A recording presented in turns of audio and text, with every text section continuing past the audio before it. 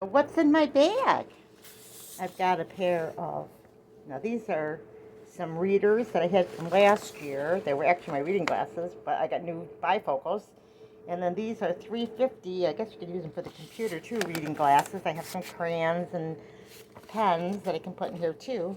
But I carry this bag around with me when I'm cleaning my house because I decided that each room, including my car, front porch, whatever, I have a different version of the Bible. So when I'm cleaning that room, I can just read a quick page.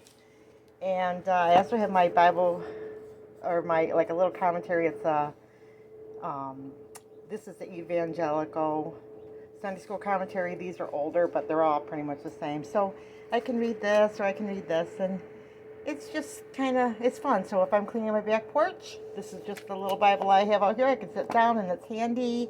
And so each room in my house, I made a little spot for my little Bible so that when I'm cleaning, I can sit down in between. I mean, I'm 59, I'm overweight, I'm cleaning my house, but in between, I just take a little break and I read. Or if I want to just sit out here and have a cup of tea or on the front porch or wherever. So each room has a Bible, and then I wrote in the front of it, like if this one says back porch, and my commentary says back porch.